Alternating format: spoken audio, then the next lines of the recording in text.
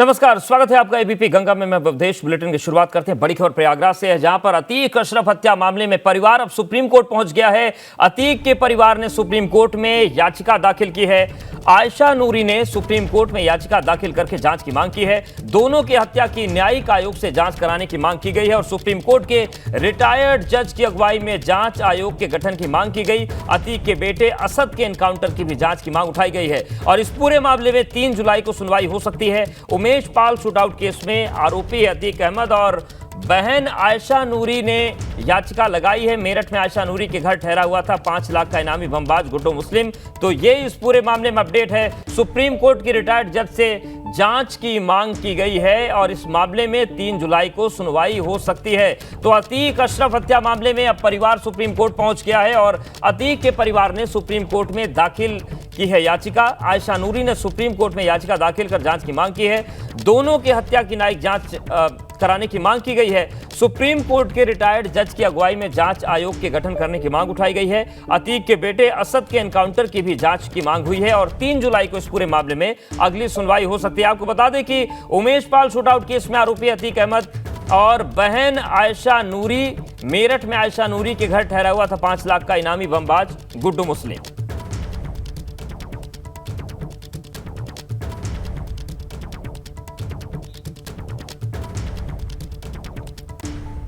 और अब बात करते हैं रायबरेली की, जहां से खबर आ रही है। यहां पर बाइक और साइकिल सवार छात्रा को बचाने के चक्कर में एक पिकअप अनियंत्रित होकर पलट गई। हादसे में छात्रा गंभीर रूप से घायल हो गई है। हालांकि पिकअप चालक और बाइक सवार बाल बाल बच गए। हादसे की सूचना के बाद NHAI की टीम मौके पर पहुंची और बाधित हाईवे को खुलवाने की कोशिश की गई।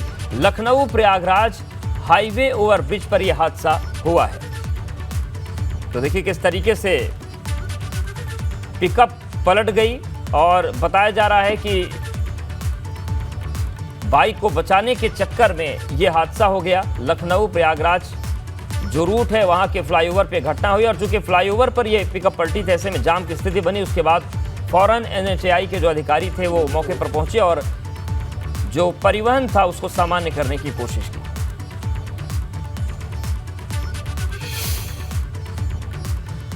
बड़ी खबर कानपुर से है। कानपुर STF और कल्याणपुर पुलिस को बड़ी सफलता मिली है। अवैध शराब की 200 पेटियां पकड़ी गई हैं। यूरिया और खाद में छिपाकर यह शराब लाई जा रही थी। कन्नौज से कानपुर आ रही थी अवैध शराब की पेटियां। 2 व्यक्तियों को हिरासत में लेकर पूछताछ की जा रही है। तो कानपुर STF और कल्याणपुर पुलिस को बड़ी सफलता मिली है। अवैध शराब की 200 पेटियां पकड़ी गई हैं। यूरिया और खाद में छिपाकर इन्हें ले जाया जा रहा था। कन्नौज से कानपुर आ रही थी अवैध शराब की पेटियां। 2 व्यक्तियों को हिरासत में लेकर पूछताछ जारी है।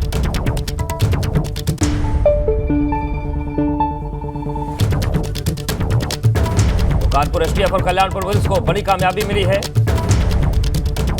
200 पेटियां अवैध शराब की पकड़ी गई हैं। यूरिया और खाद में छिपाकर इस शराब को ले जाया जा रहा था, लेकिन इसे पकड़ा गया और पुलिस इस पूरे मामले पर अब कानूनी कार्रवाई कर रही है।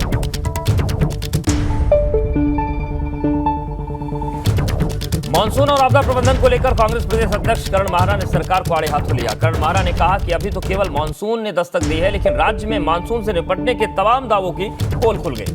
उन्होंने सरकार पर निशाना साधते हुए कहा कि वाहवाही के चक्कर में राज्य के अंदर केवल माहौल बनाने का काम किया जा रहा है। उन्होंने कहा कि अभी राज्य के अंदर जिस तरह के हालात बन रहे हैं उसको देखकर चिंता का विषय तो यह है कि अगर आपदा जैसे हालात पैदा हुए तो उससे निपटने में कैसे सक्षम होंगे। देहरादून और हल्द्वानी जैसे बड़े शहरों में सड़कें खोदकर छोड़ दी गई हैं, कोई देखने वाला उन्हें नहीं है। तो मानसून के आने के बाद सियासी तकरार का दौर शुरू हो गया है और कांग्रेस प्रदेश अध्यक्ष करण माहरा ने आरोप लगाया है कि अभी तो मानसून ने केवल दस्तक दी है, तब तैयारियों की पोल खुल गई। लेकिन जब मानसून पूरी तरीके से आएगा, आपदा जैसे हालात बने तो कैसे सरकार निपट पाएगी, ये सबसे बड़ा सवाल बना हुआ है।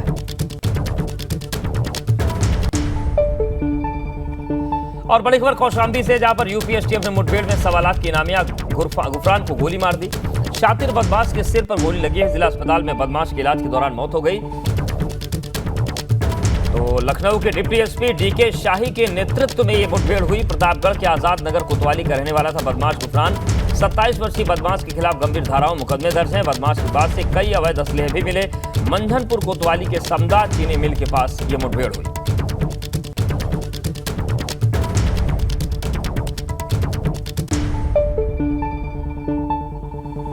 तो कौशाम्बी में एनकाउंटर हुआ है और यूपी एसटीएफ ने 1.25 लाख के इनामी को ढेर कर दिया। मंझनपुर कोतवाली के समदा चीनी मिल के पास ये मुठभेड़ हुई। आपको बता दें कि इस पर कई गंभीर धाराओं में मामले दर्ज थे और पुलिस को इसकी तलाश थी, लेकिन आज मुठभेड़ में से मार गिराया गया।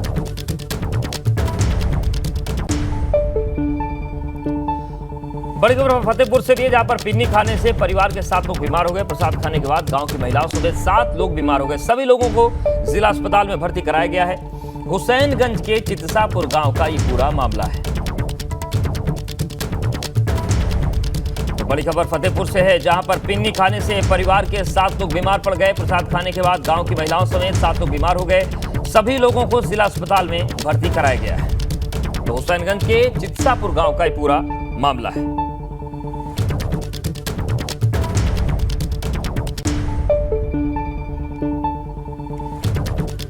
और बात करते हैं मुजफ्फरनगर की। मुजफ्फरनगर के बुढ़ाना में सोमवार का दिन एक परिवार पर कहर बनकर टूटा। ईंट भट्टे पर गड्ढे में गिरकर 3 मासूम बच्चों की मौत हो गई। तीनों एक ही परिवार से थे। सूचना पर पुलिस मौके पर पहुंचकर जांच पड़ताल में जुटी। जानकारी के मुताबिक गांव रसूलपुर के रहने वाले हुसैन का 6 साल का बेटा फैसल और 8 साल का बेटा असद और आरिफ का बेटा एहसान सुबह भट्टे पर खेलने गए थे। बारिश के पानी में खेलते खेलते वो गहरे गड्ढे में गिर गए। उनकी मौके पर ही मौत हो गई। घटना की सूचना मिलते ही ग्रामीण मौके पर पहुंचे और किसी तरह उन्हें बाहर निकाला गया। अस्पताल ले जाया गया, लेकिन डॉक्टर्स ने उन्हें मृत घोषित कर दिया।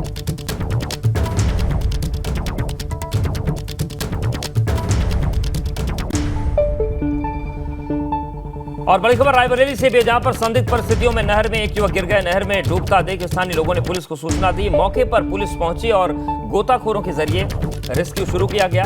काफी खोजबीन के बाद भी युवक का पता नहीं चल पाया। भदोखर थाना क्षेत्र के शारदा नहर का यह पूरा मामला है। तो नहर में एक युवक डूबने लगा। फौरन सूचना दी गई। मौके पर पुलिस पहुंची, गोताखोरों की टीम पहुंची। काफी खोजबीन के बाद भी युवक का अभी तक पता नहीं चल पाया है। और ये जो पूरी घटना हुई है, ये भदोखर थाना क्षेत्र के शारदा नहर में हुई है।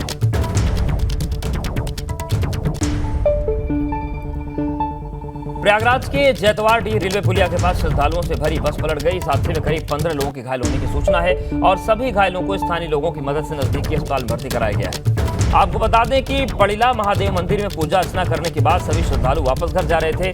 थरवई थाना क्षेत्र का यह पूरा मामला बताया जा रहा है, जहां पर यह हादसा हुआ। श्रद्धालुओं से भरी बस पलट गई। पड़िला महादेव के दर्शन करके लोग लौट रहे थे और तभी यह हादसा हो गया।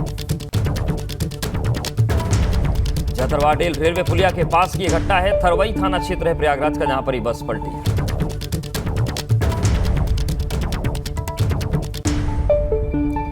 वहीं औरैया में एक निजी कार्यक्रम में पहुंचे सपा के वरिष्ठ नेता शिवपाल सिंह यादव ने सपा कार्यकर्ताओं को साथ आने वाले लोकसभा चुनाव को लेकर चर्चाएं की। इसके साथ संगठन और मजबूत करने को लेकर पुराने कार्यकर्ताओं से मुलाकात की। इसके बाद मीडिया से बात करते हुए उन्होंने बीजेपी पर जमकर हमला बोला। यहां तक कि मुख्यमंत्री योगी आदित्यनाथ के चिपकू वाले बयान पर भी जवाब देते हुए उन्होंने कहा कि भारतीय जनता पार्टी की जमीन खिसक चुकी है, बौखलाए हुए हैं और 2024 में भारतीय जनता पार्टी को हटाना है, क्योंकि भारतीय जनता पार्टी ने 9 साल में देश और 6 सालों में प्रदेश में कुछ नहीं किया। जनता के बीच जाकर वो झूठ बोलते हैं, बहकाने का काम करते हैं और जनता को केवल धोखा दिया गया है। शिवपाल सिंह यादव के आजमगढ़ से चुनाव लड़ने को लेकर भी उन्होंने कहा कि ये फैसला पार्टी करेगी।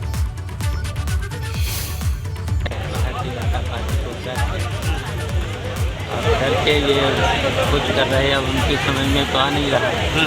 अब 2024 में भारतीय जनता पार्टी को हटाना है, क्योंकि भारतीय जनता पार्टी ने 9 सालों में इस देश और प्रदेश की जनता के लिए कुछ नहीं किया। प्रशासन ने जनता को बीच में झूठ बोला है, जनता को बहकाने का काम किया है, जनता को केवल धोखा दिया है। भारतीय जनता पार्टी के राज में कानून नाम की कोई चीज़ है नहीं। संविधान को वो मानते नहीं, कानून को वो मानते नहीं, तो इसलिए वो लाइन ऑर्डर तो पूरी तरह से ध्वस्त है। सपा के महासचिव स्वामी प्रसाद मौर्य ने पीएम मोदी के अमेरिका दौरे को लेकर सवाल खड़े किए हैं। उन्होंने कहा कि अमेरिका में नरेंद्र मोदी से पूछे गए सवाल का जवाब तब मिल गया जब राष्ट्रपति द्रौपदी मुर्मू को मंदिर में प्रवेश से रोका गया। स्वामी प्रसाद मौर्य रायबरेली में छत्रपति शाहू जी महाराज की जयंती के मौके पर आयोजित कार्यक्रम में शिरकत करने पहुंचे थे, जहां उन्होंने कहा कि देश में जाति और धर्म के आधार पर विभाजन आम बात है। स्वामी प्रसाद मौर्य ने कहा कि जब देश में सर्वोच्च पदों पर बैठे लोगों के साथ भेदभाव हो रहा है, तब आम दलित और पिछड़ों के साथ क्या होता होगा समझना मुश्किल नहीं है। जिस तरीके से मानवाधिकार के जवाब देते देते माननीय प्रधानमंत्री थक गए और उनको कहना पड़ा कि भारत में जाति और धर्म के आधार पर भेदभाव नहीं होता, और अभी एक हफ्ता भी उनका बयान नहीं हुआ कि कल राष्ट्रपति को इस जाति अपमान के कड़वे सच का सामना करना पड़ा, तो जिस भारत में राष्ट्रपति जैसे पद पर बैठे हुए द्रौपदी मुर्मू को मंदिर में जाने के साथ भेदभाव के व्यवहार का सामना करना पड़ा, मंदिर में जाने से रोका गया, जाति अपमान का कड़वा सच उनके सामने आया, तो स्वाभाविक रूप से अमेरिका में कटघरे में खड़े किए गए प्रधानमंत्री जी का असली चेहरा खुल करके दुनिया के सामने आ गया। फतेहपुर जिले में लव जिहाद का मामला सामने आया है। मुस्लिम युवक ने हिंदू लड़की को हिंदू बनकर अपने प्रेम जाल में फंसाया, फिर उसके साथ दुष्कर्म कर ईंट से कुचलकर हत्या कर दी। आरोपों के मुताबिक युवती अहमदाबाद से मौसी की लड़की के यहाँ एक कार्यक्रम में आई थी। सिकंदर नाम के युवक ने सोनू बनकर दोस्ती की और जब वो एक शादी में आई तो उसे गेस्ट हाउस से बुलाकर 500 मीटर की दूरी पर दुष्कर्म किया। उसके बाद ईंट से कुचलकर उस पर हमला कर दिया। घायल युवती को डॉक्टर्स ने हेरिट के लिए रेफर कर दिया, जहां पर युवती ने उपचार के दौरान दम तोड़ दिया। लड़की शादी समारोह में शामिल होने बिंदकी गई थी, वहाँ पे इसके साथ दुष्कर्म की घटना करने के बाद इसे घायल कर दिया गया था।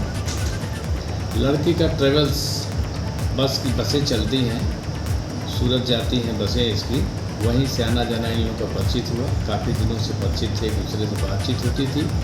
बातचीत के दौरान ही लड़का वहाँ मैरिज होम पहुँचता है और आपस में ये लोग मिलते हैं।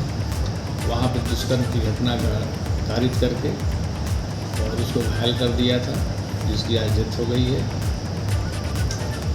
इसमें वैधानिक कार्रवाई की जा रही है।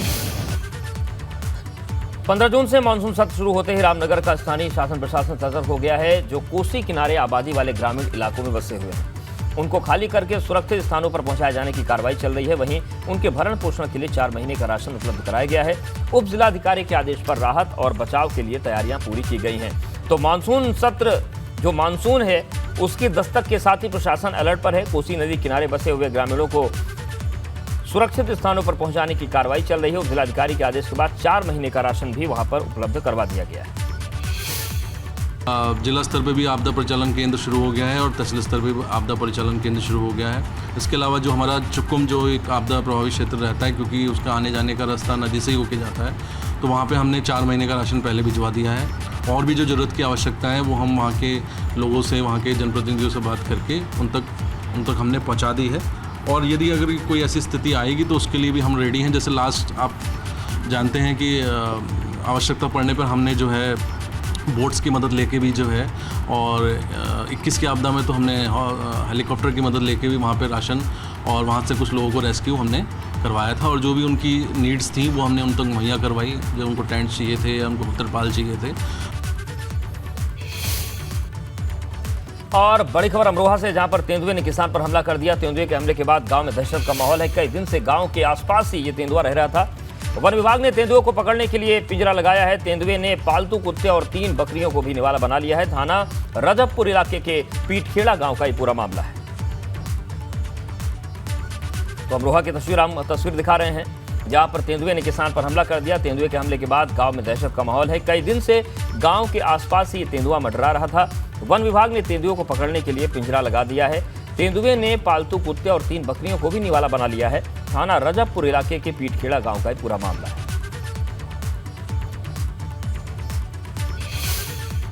बड़ी खबर आजमगढ़ से भी है, जहां पर सड़क हादसे में 3 लोगों की मौत हो गई। तेज रफ्तार बस ने ऑटो को टक्कर मार दी। हादसे में नानी नाती समेत 3 लोगों की मौत हुई है। तो सड़क हादसा हुआ है आजमगढ़ में, जहां पर 3 लोगों की जान चली गई। सड़क हादसे में 3 लोगों की मौत हुई है। तेज रफ्तार बस ने ऑटो को टक्कर मार दी। हादसे में नानी नाती समेत 3 लोगों की जान चली गई। तो तेज रफ्तार की वजह से हादसा हुआ और आजमगढ़ की ये तस्वीर हम आपको दिखा रहे हैं, जहां पर सड़क हादसे में 3 लोगों की जान चली गई। तेज रफ्तार बस ने एक ऑटो को टक्कर मार दी और ये टक्कर इतनी जबरदस्त थी कि हादसे में नानी नाती समेत 3 लोगों की मौत हो गई। तो ये दर्दनाक हादसा हुआ है आजमगढ़ में, जहां पर एक तेज रफ्तार बस ने ऑटो को टक्कर मार दी और 3 लोगों की जान चली गई।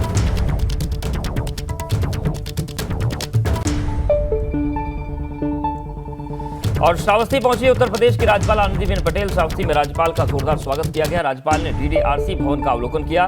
2247 दिव्यांग जनों को 3806 कृत्रिम अंग और उपकरण देंगे। इसके बाद अधिकारियों के साथ समीक्षा बैठक भी करेंगी। तो श्रावस्ती पहुंची है राज्यपाल आनंदीबेन पटेल। श्रावस्ती में राज्यपाल का जोरदार स्वागत किया गया। राज्यपाल ने डीडीआरसी भवन का अवलोकन किया है। 2247 दिव्यांग जनों को 3806 कृत्रिम अंग और उपकरण देगी राज्यपाल।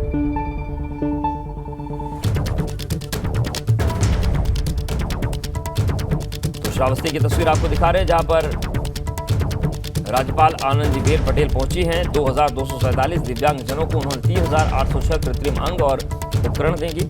इसके बाद अधिकारियों के साथ समीक्षा बैठक भी वो करेंगे।